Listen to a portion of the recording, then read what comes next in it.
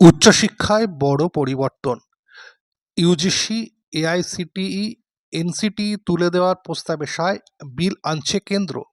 অর্থাৎ এই যে নতুন বিল আসছে, এর ফলে কর্মরত শিক্ষকদের টেট দেওয়ার বিষয়ে যে সমস্যা তৈরি হয়েছে তার কি সমাধান হতে পারে বা কি প্রভাব পড়তে পারে? পুরো বিষয়টা দেখুন।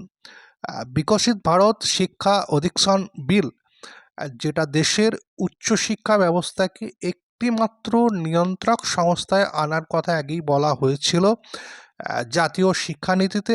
সেই বিষয়টা এবার বাস্তবে রূপায়ণ করার পথে হাঁটছে কেন্দ্র, এবং এই সংক্রান্ত বিল আসতে চলেছে বলে যে খবরটি উঠে এসেছে, সেখানে কিন্তু এই তিনটে সংস্থাকে এক করে বা এর পরিবর্তে নতুন একটি নিয়ন্ত্রক সংস্থা তৈরি করা হবে।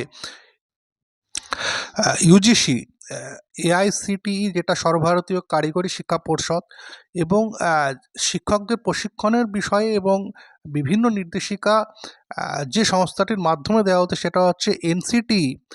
এই তিনটের পরিবর্তে একটি নিয়ন্ত্রক সংস্থা গঠন করা হবে এবং সারা দেশে উচ্চশিক্ষা পরিচালিত হবে এই সংস্থার মাধ্যমে, যেটার নাম দেওয়া হচ্ছে বিকশিত ভারত শিক্ষা অধিকসন বিল।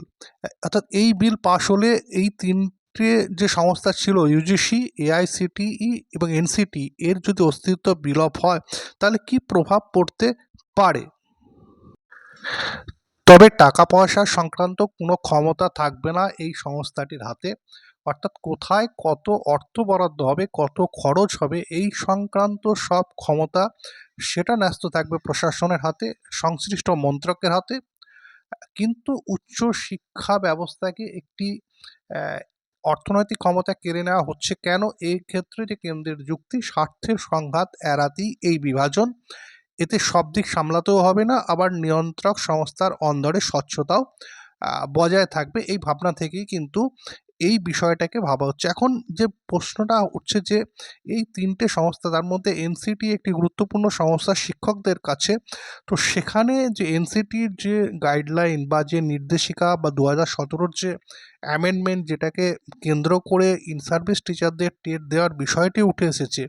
এখন যদি এনসিটি এই সংস্থাটিই যদি অস্তিত্ব বিলোপ হয়, তাহলে তাদের যে গাইডলাইন সেগুলো কি কার্যকর থাকবে? বা সেগুলো সেগুলো কিভাবে কার্যকর থাকবে সংস্থাটিই যদি অস্তিত্ব বিলোপ হয়? এক্ষেত্রে মনে করা হচ্ছে যে নতুন যখন বিল পেশ করা হবে সেখানেই কিন্তু এই সংক্রান্ত বিষয়ে কোনো নির্দেশ বা এই বিষয়ে কোনো স্পষ্ট ইঙ্গিত সেখানে দেওয়া থাকবে, এবং এই বিল পেশ হওয়া পর্যন্ত আমাদের অপেক্ষা করতে হবে। তারপরে কিন্তু এই সংক্রান্ত বিষয়ে আরও আপডেট আমরা অবশ্যই জানতে পারবো, বা কর্মরত শিক্ষকদের টেট সমস্যার সমাধান হয়তো এই বিল পেশ হওয়ার পর আরও সহজ হতে পারে। তবে পুরো বিষয়টি স্পষ্ট হওয়ার জন্য আরও কয়েকটা দিন অবশ্যই আমাদের অপেক্ষা করতে হবে।